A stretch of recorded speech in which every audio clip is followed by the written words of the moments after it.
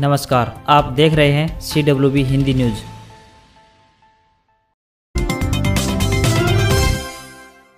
Petrol diesel rate पर विपक्ष सरकार पर हमलावर। मुख्यमंत्री ने कहा डीजल पर वैट कम किया। विपक्ष का आरोप, सरकार ने डीजल पर बढ़ाया ₹1.78 वैट। केंद्र सरकार के डीजल और पेट्रोल पर टैक्स कम करने के बाद हरियाणा सरकार ने भी वैट कटौती करने की घोषणा की। घोषणा के बाद जारी हुए पत्र के आधार पर विपक्ष ने सरकार की घोषणा को झूठ बताते हुए निशाना साधा है। डीजल पर वैट बढ़ाने का आरोप लगाया है। कांग्रेस नेता रणदीप सुरजेवाला ने इस संबंध में बयान जारी किया है। सुरजेवाला के अनुसार सरकार ने डीजल पर वैट कम करने की बजाय ₹1.78 बढ़ा दिया है। इससे डीजल के रेट में प्रदेश में कम होने की बजाय बढ़ गए हैं। अगर सरकार डीजल पर वैट नहीं बढ़ाती तो प्रदेश में डीजल ₹13.78 सस्ता होता, जो कि सिर्फ अब ₹12 हुआ है।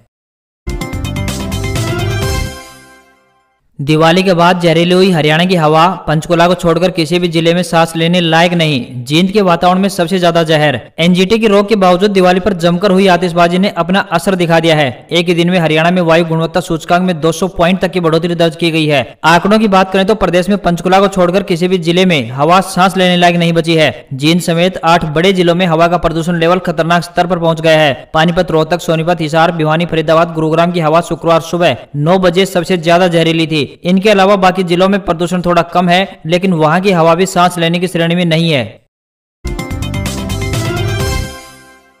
रोहतक के किलोई में भाजपा नेताओं को किसानों ने बनाया बंधक। तनावपूर्ण माहौल, गाड़ियों के टायरों की हवा निकाली। रोहतक के किलोई गांव में स्थित प्राचीन शिव मंदिर में प्रधानमंत्री श्री नरेंद्र मोदी के कार्यक्रम का लाइव प्रसारण देख रहे भाजपा नेताओं को किसानों ने बंधक बना लिया। मंदिर में भाजपा उपाध्यक्ष, पूर्व सहकारिता मंत्री मनीष कुमार ग्रोवर, संगठन मंत्री रविंद्र राजू, मेयर मनमोहन गोयल, जिला अध्यक्ष अजय बंसल, सतीश नांदल समेत रोहतक भाजपा के कई नेता और अनेक पदाधिकारी पहुंचे थे। बड़ी संख्या में मौके पर पहुंचे किसानों ने उन्हें मंदिर में ही कैद कर लिया। इसके भनक किसानों को लगी तो चढ़ूनी ग्रुप जिला अध्यक्ष राजू मकड़ोली ने सोशल मीडिया पर मैसेज वायरल कर किसानों को जल्द मौके पर पहुंचने की अपील की। मैसेज मिलते ही बड़ी संख्या में किसान इकट्ठा हुए। किलोई समेत आसपास के ग्रामीण भी वहां जमा हो गए। प्रदर्शन कर रहे किसानों का कहना है कि मंदिर के अंदर बंद भाजपा के हर नेता को लोगों से यहां आने पर माफी मांगनी होगी। साथ ही ये नेता यह वायदा करेंगे कि वे आइंदा इस जिले के किसी भी गाँव में नहीं आएंगे। इन दोनों बातों के बाद ही नेताओं को यहाँ से जाने देंगे, नहीं तो अंदर ही बंधक बनाए रखेंगे।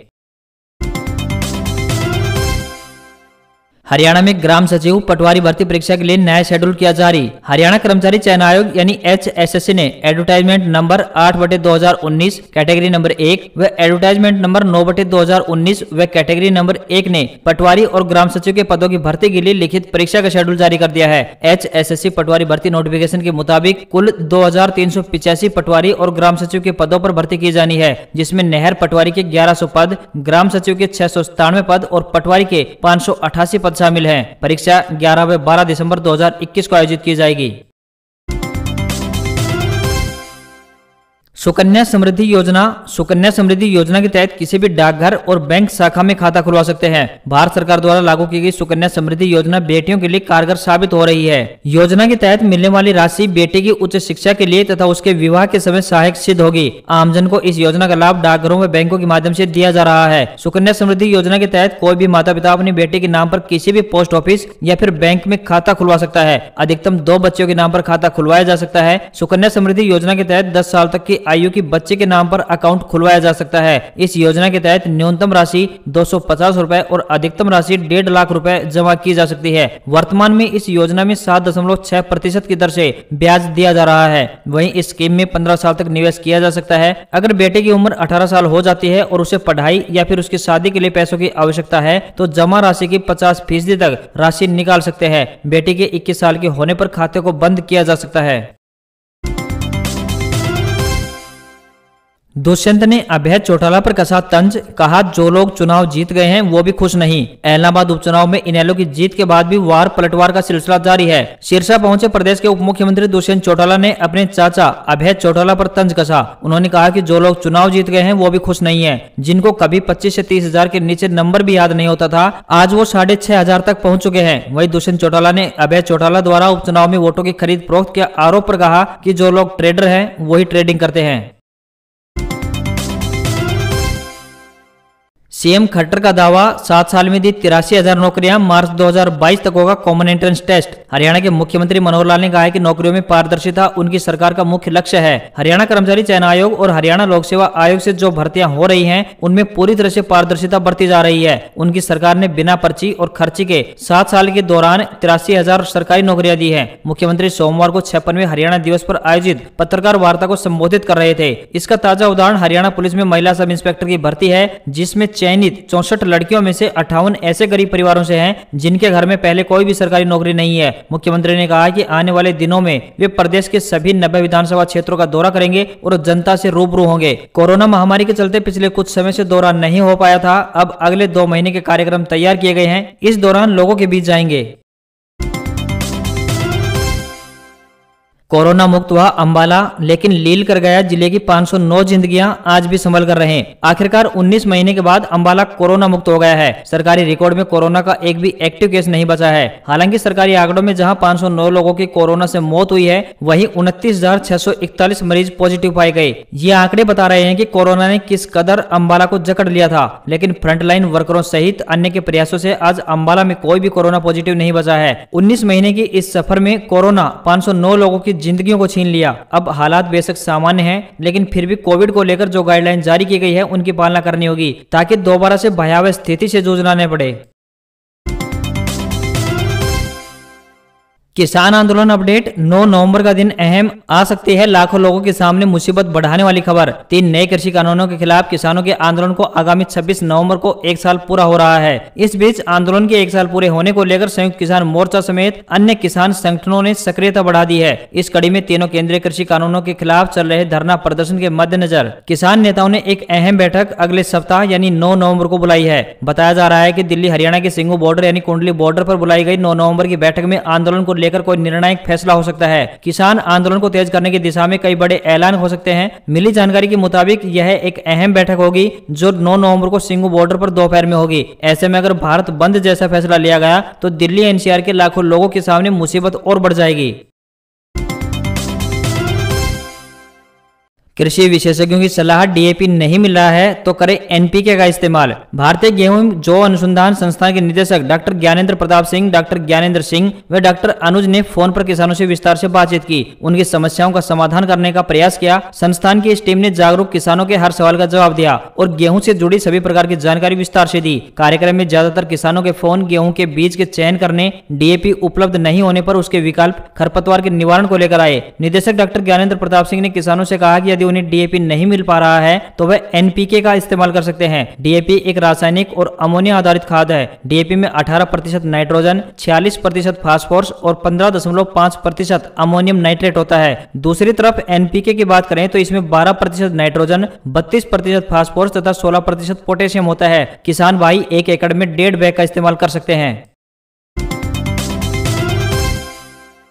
दिसंबर से 12 से 17 साल के एज ग्रुप का वैक्सीनेशन। राजस्थान में 1 करोड़ 10 लाख बच्चों को 3 डोज देने की तैयारी। इंजेक्शन का दर्द भी नहीं होगा। राजस्थान में दिसंबर से 12 से लेकर 17 साल के एज ग्रुप का वैक्सीनेशन शुरू हो सकता है। स्वास्थ्य विभाग ने राज्य में इस एज ग्रुप के 1 करोड़ 10 लाख किशोर किशोरियों को चिन्हित किया है। विभाग के स्टेज लेवल की टीम को पिछले दिनों केंद्र सरकार के स्वास्थ्य विभाग की टीम से ट्रेनिंग भी दी गई। अब जल्दी केंद्र सरकार की नई गाइडलाइन जारी होते ही स्टेट में नर्सिंग स्टाफ, एएनएम समेत वैक्सीनेशन करने वाली टीम को ट्रेनिंग दी जाएगी। खास बात यह है कि बच्चों का इंजेक्शन का दर्द भी नहीं होगा, क्योंकि उन्हें स्पेशल जेट मशीन से टीका लगाया जाएगा। इस मशीन में सुई नहीं होती है। हेल्थ सेंटर के अलावा प्रदेश के स्कूलों को वैक्सीनेशन सेंटर बनाने की तैयारी सरकार कर रही है, ताकि एक भी बच्चा वैक्सीनेट होने से न बच पाए।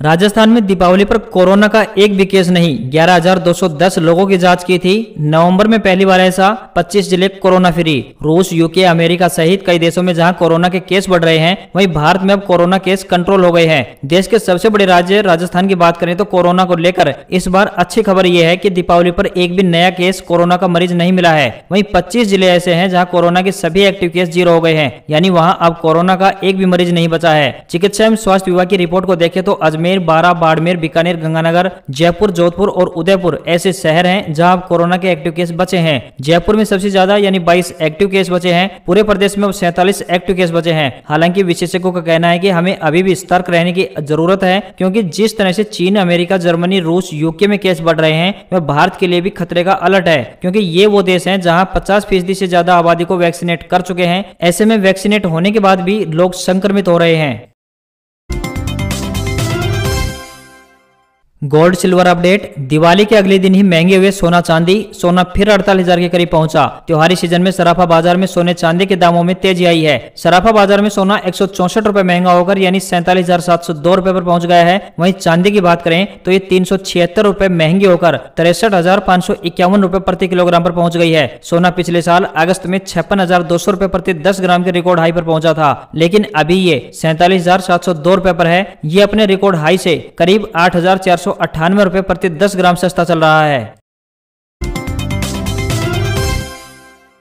कई बार नहीं हो सकता बदलाव। आधार कार्ड में नाम और जन्म तारीख कितनी बार बदल सकते हैं, आइए जानते हैं। अगर आप यह सोच रहे हैं कि बार बार आधार कार्ड में अपना नाम और जन्मदिन की तारीख बदल सकते हैं तो यह गलत है। आधार कार्ड में कोई भी बदलाव कुछ ही बार होता है, उसके बाद आप उसे नहीं बदल सकते हैं। हालांकि अगर आपका मोबाइल नंबर आधार कार्ड में अपडेट नहीं है तो फिर पहले तो आपको इसको अपडेट कराने के लिए आधार कार्ड के सेंटर पर जाना होगा। अगर मोबाइल नंबर अपडेट है तो फिर आप कुछ बदलाव ऑनलाइन कर सकते हैं। इस समय आधार किसी भी सेवा के लिए बहुत जरूरी है, इसलिए आपको आधार कार्ड में सभी जानकारियां अपडेट रखनी चाहिए। इसके लिए आपको एक छोटा सा चार्ज भी देना होता है। जैसे बायोमेट्रिक अपडेट के लिए आपको 100 रुपए देना होगा, जबकि डेमोग्राफिक अपडेट के लिए 50 रुपए। आधार में आप अपना नाम केवल 2 बार अपडेट कर सकते हैं, या यूं कहें कि बदल सकते हैं। जहां तक जन्मदिन की बात है तो आप इसकी तारीख 1 बार बदल सकते हैं। अगर आप अपने लिंग यानी जेंडर में कोई बदलाव चाहते हैं तो इसके लिए भी 1 बार की ही सुविधा है। आप 1 बार इसे बदल सकते हैं। अगर आप नाम, जन्म तिथि और जेंडर को कई बार बदलना चाहते हैं तो यह भी संभव है, लेकिन यह तब संभव होगा